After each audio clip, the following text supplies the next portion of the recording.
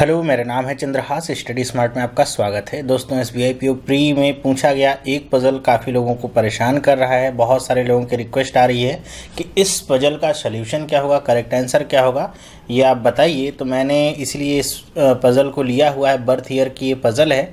थोड़ी बहुत चीज़ें हैं जो कन्फ्यूजिंग हो सकती हैं, उनको हम अगर क्लियर कर लें तो बहुत आसानी से इस पज़ल को भी हम सॉल्व कर सकते हैं।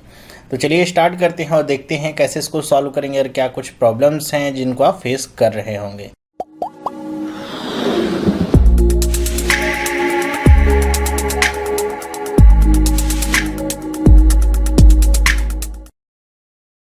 अब देखिए लिखा हुआ है, study the following information carefully, answer the question given below. There are 7 persons PQRSTU and V who were born on the same day of the same month of different years, that is कह रहे हैं कि PQRSTU और V ये persons हैं, 7 persons हैं। कह रहे हैं कि ये सेम दिन और सेम मंथ में इनका जन्म हुआ है, लेकिन इनका ईयर अलग अलग है। कोई 1984 में हुआ है, कोई 1946 में, कोई 1967 में, कोई 1972 में, 1982 में, 1989 and 1992, but not necessarily in the same order. कि इन वर्षों में इनका जन्म हुआ है लेकिन ये कोई सेम ऑर्डर होगा ऐसी गारंटी नहीं है।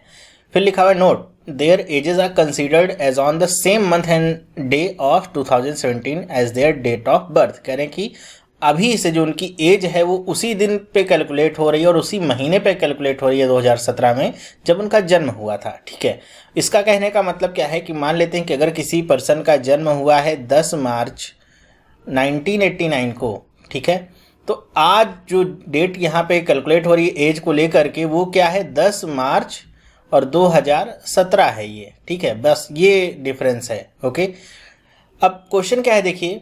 अब यहाँ पे आपको पर्सन्स दिए गए हैं 7 और उनके साथ उनकी बर्थ ईयर लिखा हुआ है। तो इसका मतलब ये तो फिक्स है कि पर्सन्स तो फिक्स रहेंगे ही रहेंगे, केवल बर्थ ईयर जो है उनमें डिफरेंस आ सकता है। तो हम क्या करते हैं, पर्सन्स को लिख लेते हैं, PQRSTU और V, ये पर्सन्स हो गए। बर्थ ईयर इनके सामने हम लिखेंगे। अब कंडीशंस पढ़ेंगे। The difference between the ages of Q and R is twice the square root, ध्यान रखिए, square root of the age of the one of the any 7 persons। अब कहने का मतलब क्या है देखिए, थोड़ा सा कंफ्यूजिंग है, 2 बार पढ़ना पड़ेगा फिर समझ में आता है। ठीक है, कह रहे हैं कि Q और R के बीच का जो एज डिफरेंस है वो कितना है, वो इतना है कि अगर किसी पर्सन की एज का स्क्वायर रूट निकालें तो उसके दुगने के बराबर। तो इसका मतलब क्या होगा कि यहाँ पे आपको सब पर्सन्स की एज निकालनी होगी और देखना होगा कौन सा ऐसा पर्सन है जिसकी एज स्क्वायर में है। मतलब कि किसी ना किसी पर्सन की एज 16 होगी, 25 होगी, 36 होगी, 49 होगी, ये सारे स्क्वायर वाले में है। जैसे अगर किसी पर्सन की एज मान लेते हैं आ गई 49, तो 49 का स्क्वायर रूट कितना होगा, 7। तो 7 गुणे 2 करेंगे कितना आ जाएगा, 14 ईयर। तो वही है Q और R के बीच का डिफरेंस। तो इस लिहाज से आपको क्या करना होगा, सब पर्सन्स की एज निकालनी होगी। तो अब ये कोई बहुत बड़ा काम नहीं, ऐसा नहीं कि बहुत कठिन सा काम हो गया, आप कैसे होगा समझ नहीं पा रहे हैं, बहुत आसान है। 1984 है, 2017 में से ही आपको एज निकालनी है और तो कहीं भागना आपको है नहीं, बस 2017 से एज सबकी निकाल लीजिए। तो 1984 है, तो कितना हो जाएगा ईयर, देखिए 84 है, 3 जोड़ेंगे तो 87 होगा और 30 और जोड़ देंगे तो 2017 बन जाएगा। तो कितनी ईयर आ गई इसकी, 33। 1984 वाले की ईयर कितनी आ जाएगी, 33। 1946 वाले की ईयर कितनी आएगी, तो देखिए 7 और 4 कितना होता है, 11।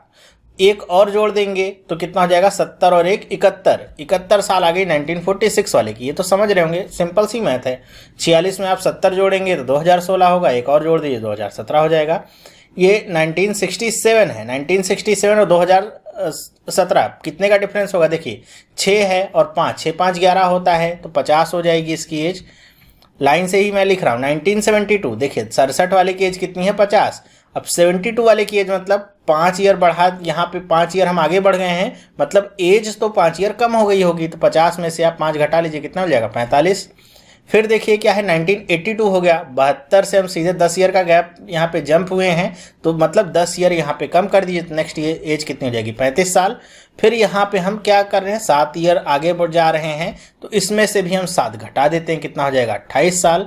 1982 का मतलब क्या हुआ 3 साल हम आगे जा रहे हैं यहाँ पे ईयर में, ठीक है, मतलब 3 साल एज कम हो जाएगी, तो नेक्स्ट आपकी एज कितनी हो जाएगी 28 में से 3 घटाई कितना हो जाएगा 25।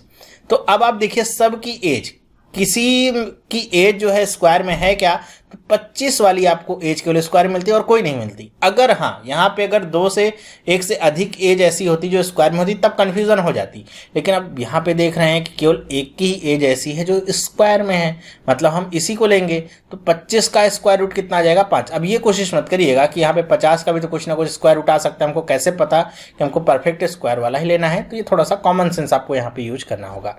तो 25 का स्क्वायर रूट कितना आ जाएगा 5, तो 5 का दुगुना कर दीजिए कितना आ जाएगा 10, मतलब Q और R के बीच का जो डिफरेंस होगा वो कितने साल का होगा 10 साल का होगा। तो आप देखिए अब ईयर में कहीं पे आपको 10 साल का डिफरेंस दिख रहा है, या फिर यहाँ पे देख सकते हैं जो ईयर आपने निकाल लिए हैं साल में, तो देखिए यहाँ पे आपको 10 साल का डिफरेंस दिख रहा है 45 और 35 में, इसी में 10 साल का डिफरेंस है। और कहीं भी आपको 10 साल का डिफरेंस अगर लगता है तो उसको भी आप देख लीजिए, तो आपको कहाँ पे दिख रहा है ये 25 और 35 वाला डिफरेंस भी आपको दिखता है कि 10 साल का है। तो यहाँ पे आपको कन्फ्यूजन हो सकती है कि कौन सा लेंगे, 45 या 35 लेंगे या फिर 25 या फिर 35 लेंगे, दोनों में से एक ना एक तो आपको लेना ही पड़ेगा, कोई ना कोई आपको लेना पड़ेगा। तो हम क्या करेंगे, हम इसको पॉसिबिलिटी केस में ले लेंगे, बहुत ज़्यादा यहाँ पे कन्फ्यूजन नहीं होगी, Q और R वाला ही तो हमको लेना है। तो हम क्या करते हैं कि एक बार हम ले लेते हैं Q वाले पर्सन की एज, यहाँ पे देखिए 45 वाली एज कितने पे आ रही है अब 1972, तो 1972 अगर मैं Q को ले लेता हूं तो R को कितना लेना पड़ेगा 1982। अब इसका उल्टा भी हो सकता है, क्यों, हमको क्या पता है कि कौन बड़ा है कौन छोटा है, मतलब इसी का एक पॉसिबिलिटी ये भी हो सकता है कि ये 1982 ऊपर हो और 1972 नीचे हो। ओके, ये तो हुआ पहली पॉसिबिलिटी। दूसरी पॉसिबिलिटी क्या हो सकती है कि 1992 Q की एज हो और 1982 किसकी एज हो R की, या फिर इसका उल्टा भी हो सकता है 1982 Q की एज हो 1992 R की एज हो, ठीक है, ऐसी हो सकती हैं। अब आगे हम पढ़ते हैं, यहाँ पे देख रहे हैं कि बहुत ज़्यादा यहाँ पे कंडीशंस तो है नहीं, फिर आगे पढ़ते क्या है, difference between the ages of R and S is the same as number obtained by dividing ages of any of the other 5 persons. अब ये वाली लाइन बड़ी ट्रिकी है, समझने वाली है।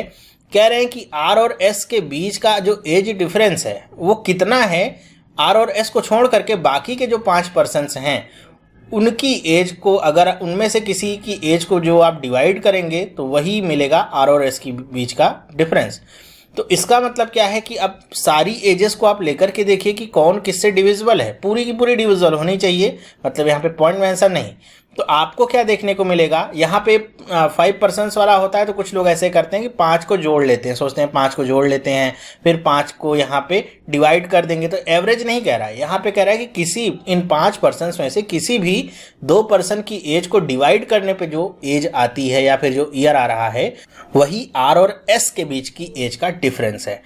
तो अब हम देखें, अगर 33 71 नहीं हो सकता, 50 है, 45 35 35 और 70 71 है यहाँ पे, हाँ 25 और 50 आपको देखने को मिलता है सरसरी निगाह से देखिए, और तो कोई मेरे ख्याल से ऐसा डिविजिबल है नहीं किसी से, ना तो एक बार में, ना तो 2 बार में, ना तो 3 बार में, कहीं भी ऐसा होता नहीं, लेकिन 25 और 50 मिल रहा है। तो कितनी बार में डिवाइड करता है 25 और 50, तो 2 बार में डिवाइड हो जाएगा, मतलब R और S के बीच का डिफरेंस कितने का होगा 2 ईयर का होगा।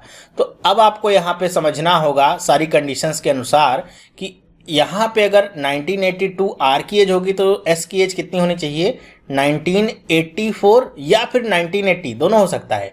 तो हमको पता है कि 1984 तो एज में है लेकिन 1980 एज में नहीं है, तो 1984 तो हम लिख सकते हैं। फिर नेक्स्ट कंडीशन पे आ जाइए यहाँ पे कि अगर R की एज 1972 है तो नेक्स्ट एज कितनी होनी चाहिए, तो नेक्स्ट एज होनी चाहिए 1974 या फिर 1970। ओके, 2 साल का तभी तो डिफरेंस आएगा, जो कि दोनों ही यहाँ पे पॉसिबल नहीं, मतलब ये वाला केस पॉसिबल ही नहीं है। यहाँ पे 1982 है तो वही यहाँ पे आ जाएगा 1984, और फिर से देखिए यहाँ पे 1992 है तो 2 साल कम करिए 2 साल बढ़ाइए, वो यहाँ पे कहीं भी दिया नहीं गया, तो ये वाला केस भी पॉसिबल नहीं। फिर भी 2 पॉसिबिलिटीज आपके सामने अभी भी चल रही हैं, तो हम इसको लेके चलते हैं। ओके, आगे पढ़ते हैं। Ages of P is greatest among those whose age is multiple of 5। कह रहे हैं कि एज ऑफ पी सबसे बड़ी है एज, किसकी एज में से, ऐसे पर्सन्स जिनकी एज का मल्टीपल 5 है। मतलब 5 किसका किसका मल्टीपल है देखिए, तो यहाँ पे 25 देखिए इसमें भी 5 आता है, 35 देखिए इसमें भी 5 आता है, 45 देखिए इसमें भी 5 आता है, 50 देखिए इसमें भी 5 आता है। अब 5 के मल्टीपल में सबसे बड़ी एज किसकी है, 50 की। ठीक है, 50 सबसे बड़ी एज है, तो पी की एज कितनी हो जाती है, 50। और अगर 50 के हिसाब से देखें तो पी की बर्थ ईयर कितनी हो जाती है, 1967। ओके, और एज कितनी है, 50 है। और यहां भी हम लिख देते हैं 1967। आगे पढ़ते हैं, T is older than V who is not the youngest. कह रहे हैं कि टी वी से तो बड़ा है, हु इज नॉट, हु का मतलब कौन, सेकंड पर्सन, मतलब वी इज नॉट यंगेस्ट, मतलब वी की जो एज है वो सबसे कम नहीं। और सबसे कम एज किसकी होगी, जिसका बर्थ ईयर सबसे बड़ा होगा या सबसे पास का होगा, 1992 होगा। तो 1992 मतलब वी का तो नहीं होगा, लेकिन कह रहे हैं कि टी वी से बड़ा है, इसका मतलब 1992 वी का तो नहीं होगा। तो चलिए कोई बात नहीं, हमको पता चल गया। आगे पढ़ते हैं, Q is not the youngest person, और कह रहे हैं कि क्यू भी यंगेस्ट पर्सन नहीं है। तो ये वाली जो कंडीशन है इसके हिसाब से देखिए तो 1992 यहाँ पे देखिए क्यू के लिए आ गया था, तो इसका मतलब ये वाली कंडीशन भी आपकी फुलफिल नहीं कर रही है। फिर आपके सामने अब क्या बचता है, सारी कंडीशंस हो गई खत्म। अब आप देखिए कि आप कहाँ कहाँ पे क्या क्या पर्सन्स ले सकते हैं। ऊपर के 4 पर्सन्स का यहाँ पे ईयर तो फिट हो गया है, टी का नहीं पता, यू का नहीं पता, वी का नहीं पता, लेकिन इतना पता है कि टी और वी में से किसी की भी एज 1992 नहीं होगी। तो इसका मतलब वो किसकी हो जाएगी, यू की हो जाएगी, 1992। अब 2 ईयर्स बचते हैं, वो कौन कौन से हैं, 1996 और 1989। अब कैसे डिसाइड होगा किसकी बर्थ ईयर कौन सा होगा, तो हमको पता है कि टी वी से बड़ा है, तो वी से बड़ा का मतलब एज में बड़ा होगा, एज में बड़ा होने का मतलब उसका बर्थ ईयर छोटा होगा, यहाँ पे 1946। तो टी का कितना हो जाएगा, 1946 पहले आएगा, और 1989 किसका हो जाएगा, वी का बर्थ ईयर। तो ये हो जाता है अरेंजमेंट इस तरीके से पूरा। अब इसमें जो समझने वाली बातें थी वो क्या क्या थी। पहली बात क्या थी, स्क्वायर रूट वाली। उसके लिए आपको तुरंत समझ जाना होगा कि आपको एजेस सबकी निकालनी पड़ेंगी, एजेस निकलेगी और जिसकी एज स्क्वायर वाली होगी उसी का स्क्वायर रूट निकल सकता है। तो यहाँ पे हमने तुरंत एजेस निकाली तो 25 मिला। 25 किसका स्क्वायर होता है, 5 का। 5 में 2 का गुणा कर दिया, कितना मिल गया, 10 मिल गया। अब ये पता चल गया, लेकिन इस 10 के हिसाब से हम ये नहीं समझ पाते थे कि 45 होगा या 35 होगा या फिर 25 होगा, कौन सा होगा। तो हमने सारे केसेस बना लिए, क्योंकि बहुत बड़ा क्वेश्चन नहीं था तो ये बहुत आसान था इसको करना। फिर जो दूसरा की पॉइंट था वो ये डिफरेंस वाला था। यहाँ पे जाकर के बहुत सारे बच्चे अटके थे कि ये क्या कह रहा है, ये समझ ही नहीं आ रहा था। तो इसका कहने का मतलब सिर्फ इतना था कि आर और एस के बीच का जो एज डिफरेंस है वो आर और एस को छोड़ के बाकी के जो 5 पर्सन्स बचे हैं उनमें से किन्हीं 2 को डिवाइड कर दीजिए तो जो आएगा उतना ही है। तो हमने देखा कि यहाँ पे जितनी भी एजेस थी उनको अगर हम लेके चलते हैं तो केवल एक ही जगह ऐसी मिली, एक ही पेयर ऐसा मिला जो आपस में डिवाइड हो सकता था, 50 और 25, और तो कोई डिवाइड हो नहीं सकता था, पॉइंट में आंसर देता। ठीक है, तो ये 2 बार डिवाइड हुआ, मतलब 2 साल का डिफरेंस था। 2 साल का डिफरेंस जब पुट किया यहाँ पे तो 1980 तो था ही नहीं, 1984 था। तो उसको जब रखा तो 2 कंडीशंस यहाँ पे कैंसिल आउट हो गई, 2 कंडीशन ये कैंसिल आउट हो गई। फिर आगे जब पढ़े क्यू वाली कंडीशन पे पहुंचे थे कि क्यू नॉट यंगेस्ट पर्सन है, उससे ये जो बची हुई कंडीशन थी ये कैंसिल आउट हो गई। बाकी की चीजें हमने आसानी से अरेंज कर ली। तो पजल थोड़ी सी ट्रिकी थी। एग्जाम टाइम में अगर आपको देखने को कई बार होता है घबराहट में गलती हो जाती है, लेकिन डुएबल पजल थी। अगर आप थोड़ा सा दिमाग लगाते, कंसंट्रेट करते अपने दिमाग को, तो कर सकते थे इस तरह की पजल को। अब इसी के ऊपर क्वेश्चंस बनेंगे। कैसे क्वेश्चंस होंगे, देखिए आपसे पूछेगा कि बताइए कि यू से बड़े कितने व्यक्ति हैं, यू से बड़े कितने व्यक्ति हैं। तो अब आपको पता है कि यू सबसे छोटा है, यू क्या है, 1992 की पैदाइश है, इसकी सबसे छोटा है। तो यू से बड़े कितने व्यक्ति हो जाएंगे, तो यू से बड़े व्यक्ति हो जाएंगे 6 व्यक्ति। टोटल 7 व्यक्ति हैं यू को लेकर के, तो यू से बड़े तो सभी हो जाएंगे, तो 6 व्यक्ति यू से बड़े हो जाएंगे। फिर दूसरा पूछ सकता है ऐसे कि आर और वी के बीच में कितने पर्सन्स आते हैं बर्थ ईयर को लेकर के। तो आर की बर्थ ईयर कितनी, 1982, और वी की कितनी, 1989।